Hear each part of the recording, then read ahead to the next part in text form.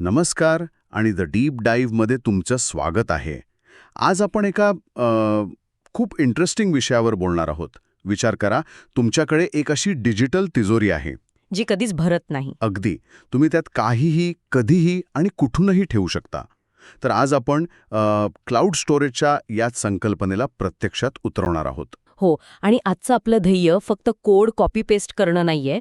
आपण प्रत्येक पायरीमागचा का हा प्रश्न विचारणार आहोत.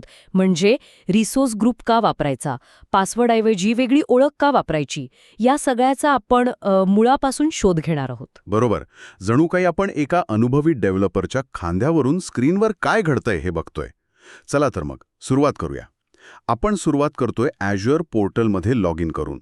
मला आठवतंय, इथे वरच्या बाजूला एक छोटंसं असं चिन्ह दिसतं. तेच आहे का आपलं प्रवेशद्वार? अगदी बरोबर. ते आहे Azure क्लाउड शेलचं चिन्ह. हे म्हणजे तुमच्या ब्राउझरमध्येच एक शक्तिशाली कॉम्प्युटर. काहीही इन्स्टॉल करायची गरज नाही. ओके. आपण इथे बॅश पर्याय निवडणार आहोत. ही कम्प्युटरशी बोलायची एक भाषा आहे असं समजा. अच्छा, बॅश. ओके.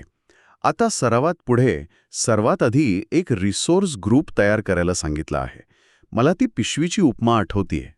हो, पण ती फक्त साफसफाईची पिशवी नाही. विचार करा, मोठ्या प्रोजेक्टमध्ये डेटाबेस असतो, वेब ॲप असतं, स्टोरेज असतं. या सगळ्यांना एका ग्रुपमध्ये ठेवलं की मॅनेजमेंट सोपं होतं, खर्च एकत्र दिसतो आणि परवानग्या पण एकत्र लावता येतात. म्हणजे हे एक मॅनेजमेंट टूल आहे. अगदी. तर आपण एझी ग्रुप क्रिएट माय रिसोर्स ग्रुप ही कमांड वापरून आपली पिशवी म्हणजे रिसोर्स ग्रुप तयार करूया. ठीक आहे, पिशवी तयार आहे. आता पुढे आहे व्हेरिएबल्स तयार करणं, म्हणजे मोठ्या नावांना छोटी नावं देणं. हो, मित्रांना टोपण नावं देण्यासारखं. आपण account name = storage act $random ही कमांड वापरतोय. यातला $रँडम हा भाग खूप मजेशीर आहे. हो, तो प्रत्येक वेळी एक वेगळा नंबर देतो, जेणेकरून आपलं नाव युनिक राहील. पण हे इतकं महत्वाचं काय? कारण Azure हे एक मल्टी टेनंट प्लॅटफॉर्म आहे. म्हणजे एकाच मोठ्या इमारतीत हजारो लोक राहतात. स्टोरेज अकाउंटचं नाव हे इंटरनेटवरच्या पत्त्यासारखं असतं. त्यामुळे ते जगात युनिक असायलाच हवं. रँडममुळे आपली कमांड फेल होत नाही. कळलं. आता आपण खरं डिजिटल गोदाम म्हणजे स्टोरेज अकाउंट बनवतोय. कमांड आहे Azure स्टोरेज अकाउंट क्रिएट. पण यात एक स्क्यू स्टँडर्ड LRS असं काहीतरी आहे.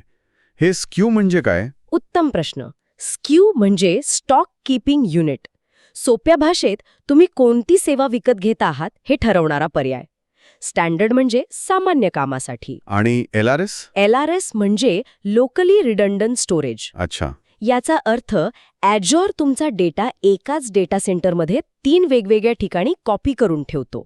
म्हणजे एखादी हार्ड डिस्क फेल झाली तरी तुमचा डेटा सुरक्षित राहतो. वाह, म्हणजे ही एक चांगली भरोशाची फॅमिली कार आहे. अगदी. या उलट GRS सारखे पर्याय पण आहेत, जे तुमचा डेटा दुसऱ्या शहरात पण कॉपी करतात. ते जास्त महाग असतात.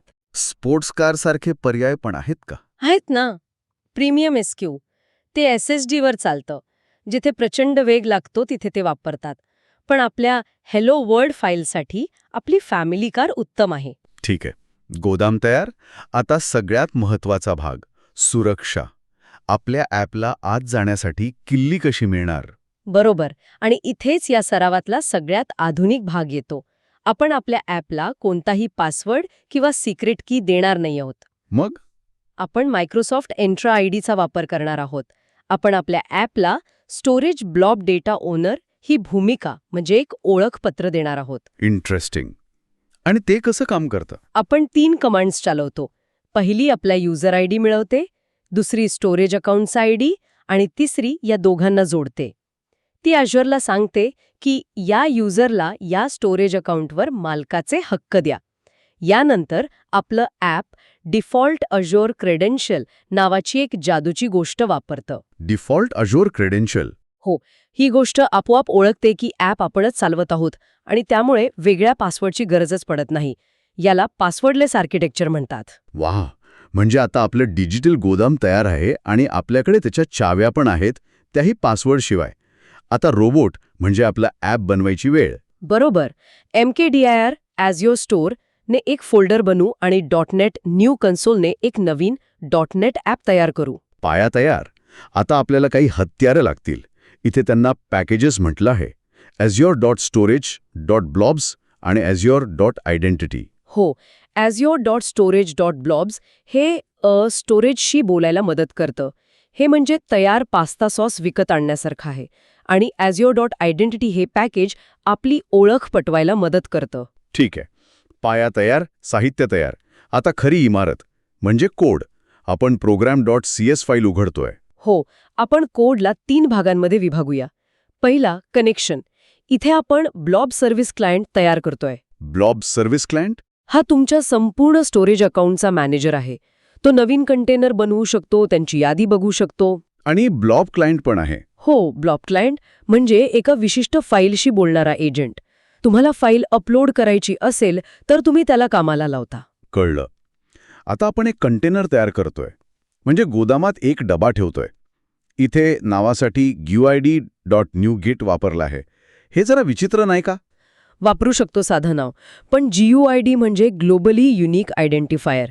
हे प्रत्येक वेळी एक 100% युनिक नाव तयार करतं. याचा फायदा हा की जर तुम्ही ही स्क्रिप्ट 100 वेळा चालवली तरी प्रत्येक वेळी एक नवीन कंटेनर तयार होईल आणि नावाचा गोंधळ होणार नाही. ओके, समजलं. आता दुसरा भाग, डेटा ऑपरेशन्स. आपण एक स्थानिक फाईल तयार करून ती अपलोड करतोय. हो, आणि इथे युजिंग फाईल स्ट्रीम ही ओळ खूप महत्वाची आहे. हे युजिंग स्टेटमेंट म्हणजे एक सुरक्षा कवच. हे खात्री करतं की फाईलचं काम झाल्यावर ती व्यवस्थित बंद केली जाईल. मग अपलोड यशस्वी हो किंवा अयशस्वी, याला रिसोर्स मॅनेजमेंट म्हणतात. छान. आणि तिसरा भाग, पडताळणी. आपण फाईल्सची यादी बघतो आणि नंतर फाईल परत डाउनलोड करतो. डाउनलोड करताना वेगळं नाव का दिलंय? हे फक्त आपल्याला सोपं जावं म्हणून. मूळ फाईल आणि डाउनलोड झालेली फाईल आपण दोन्ही बाजूबाजूला ठेवून तपासू शकतो की प्रक्रिया यशस्वी झाली की नाही. अप्रतिम. म्हणजे आता आपला कोड तयार आहे. आता ही जादू प्रत्यक्षात पाहण्याची वेळ. पण ॲप चालवण्याआधी एक प्रश्न. आपण क्लाउड शेलमध्ये आधीच लॉग इन आहोत. मग परत एझी लॉग इन का करायचं? हा प्रश्न खूप महत्वाचा आहे. आत्तापर्यंत आपण म्हणजे एक व्यक्ती Azureशी बोलत होतो. पण आता .NET रन म्हटल्यावर एक स्वतंत्र प्रोग्रॅम चालतोय. डिफॉल्ट Azure क्रेडेन्शियलला त्या प्रोग्रॅमसाठी ओळख प्रस्थापित करायची आहे. अच्छा. सोप्या भाषेत सांगायचं तर तुम्ही ऑफिसमध्ये तुमच्या ID कार्डने आत आला आहात. पण आता तुमच्या रोबोटला एका खोलीत जायचंय. त्याला स्वतःचं ID कार्ड लागेल. ॲज ई लॉग इन ते कार्ड तयार करतं. वाह, हे उदाहरण एकदम स्पष्ट आहे. आता आपण .NET रन ही कमांड वापरून आपलं ॲप चालू. हो, आणि हे ॲप प्रत्येक टप्प्यावर थांबेल आणि एंटर दाबायला सांगेल. म्हणजे आपल्याला प्रत्येक पायरीवर काय घडतंय हे शांतपणे पाहता येतं. आता प्रत्यक्ष प्रमाण बघण्याची वेळ. मी Azure पोर्टलमध्ये जाऊन बघतोय आणि हो, मला तो विचित्र GUID नावाचा कंटेनर दिसतोय आणि त्यात hello.txt फाईल पण आहे. नक्कीच. तुम्ही त्या फाईलवर क्लिक करून तिचे प्रॉपर्टीज बघू शकता. ती कधी अपलोड झाली, तिची साईज किती आहे, सगळं दिसेल. तुम्हाला तिथे ॲक्सेस कियर पण दिसेल, जे हॉट असेल. हॉट? हो, म्हणजे ही फाईल वारंवार वापरली जाईल असं गृहीत धरलंय. बॅकअपसाठीच्या फाईल्स कूल किंवा आर्काइव्ह टियरमध्ये ठेवतात, ज्याचा खर्च कमी असतो. इंटरेस्टिंग. आणि कमांड लाईनवर पण ls डेटा वापरून बघितलं तर मूळ आणि डाउनलोड झालेल्या दोन्ही फाईल्स दिसतायत. म्हणजे आपलं ॲप यशस्वी झालं. पण काम झाल्यावर या सगळ्याचं काय करायचं? नाहीतर महिन्याच्या शेवटी Azureकडून बिलं येईल. हो, आणि ते आपल्याला नको आहे. इथेच आपली सुरुवातीची पिशवी म्हणजे रिसोर्स ग्रुप कामी येतो. आपण फक्त Azure ग्रुप डिलीट नेम माय रिसोर्स ग्रुप ही एक कमांड चालवायची. बस, त्या ग्रुपमधलं सगळं आपोआप डिलीट होतं. पण समजा माझ्या त्या ग्रुपमध्ये काहीतरी महत्त्वाचं पण आहे जे मला डिलीट करायचं नाहीये आणि मी चुकून डिलीट कमांड चालवली तर? खूप चांगला आणि व्यावहारिक प्रश्न आहे. हो, उपाय आहे. Azureमध्ये रिसोर्स लॉक्स नावाची एक संकल्पना आहे.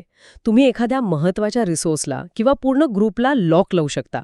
एकदा का तुम्ही डिलीट लॉक लावलं की कोणीही ते रिसोर्स डिलीट करू शकत नाही जोपर्यंत तुम्ही ते लॉक काढत नाही. हे खूपच उपयोगी आहे. तर आज आपण शून्यपासून सुरुवात केली. एक स्टोरेज अकाउंट तयार केलं, पासवर्डशिवाय ॲक्सेस मिळवला आणि C# ॲप लिहून फाईल अपलोड, लिस्ट आणि डाउनलोड केली. अगदी. आणि हे फक्त हे खालोवरचं उदाहरण होतं, पण यामागची तत्त्व खूप मोठी आहेत. Amazon प्राईमवरचा सिनेमा, Instagramवरचा फोटो, या सगळ्या गोष्टी अशाच कोणत्या तरी क्लाउड स्टोरेजमध्ये साठवलेल्या असतात. तर मग आजच्या या माहितीनंतर आपल्या श्रोत्यांसाठी एक विचार करण्यासारखा प्रश्न. आपण आज एक छोटी टेक्स्ट फाईल अपलोड केली. विचार करा, जर आपल्याला एखादा 500 MBचा व्हिडिओ अपलोड करायचा असता, तर कोडमध्ये काय बदल करावे लागले असते? अपलोड होताना प्रोग्रेस बार कसा दाखवता येईल?